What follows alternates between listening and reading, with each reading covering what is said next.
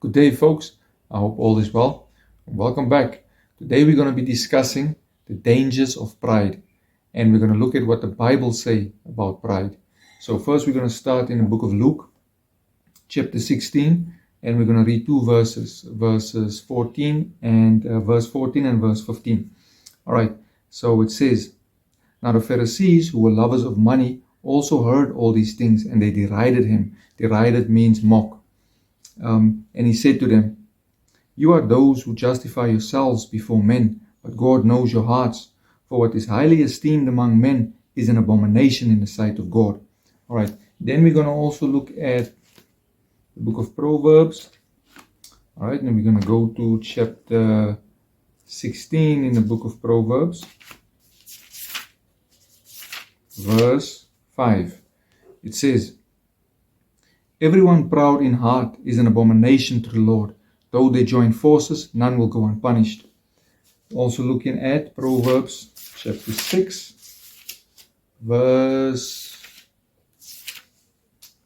from verse 16 to verse 19. So that's Proverbs chapter 6 from verse 16 to verse 19. It says, "These 6 things the Lord hates. Yes, 7 are an abomination to him: a proud look, a lying tongue, hands that shed innocent blood, a heart that devises wicked plans, feet that are swift in running to evil, a false witness who speaks lies, and one who sows discord among brethren." All right, and then also Proverbs 29. Right, Proverbs 29, verse 23. It says, "A man's pride will bring him low, but the humble in spirit will retain honor." Also, then we're looking at Proverbs 16, spending a lot of time in Proverbs. Proverbs 16, verse 18.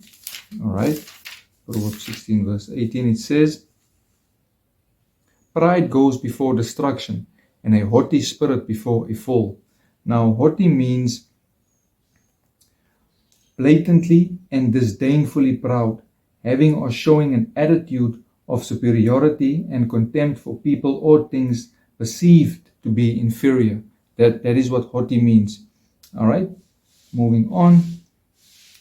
Then we're looking at Proverbs chapter 15, verse 25.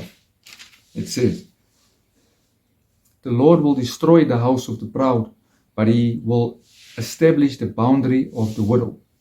All right. Then we're also going to look at the book of Samuel.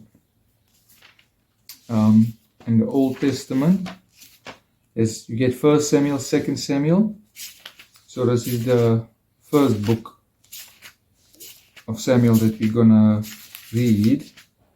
All right, so we're going to look at chapter 2 from verse 1 to verse 3. All right, Hannah's prayer.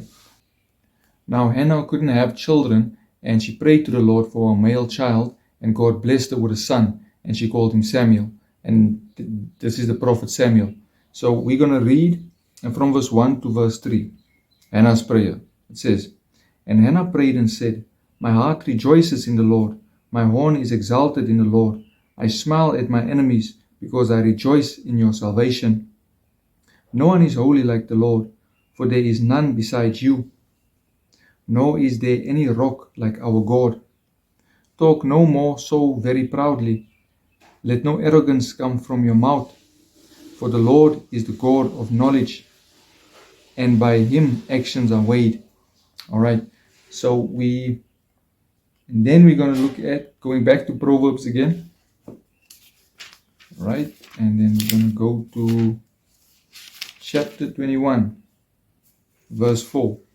It says, "A haughty look, a proud heart, and the plowing of the wicked are sin."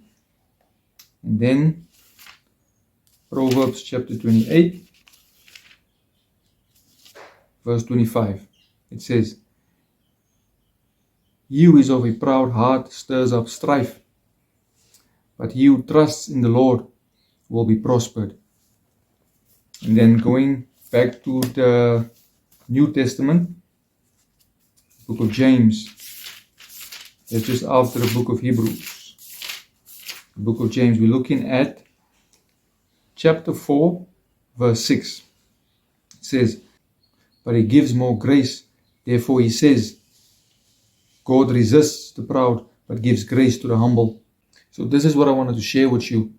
Pride is a dangerous thing. It's not a good thing, and we should get rid of it with the help of God and by His grace.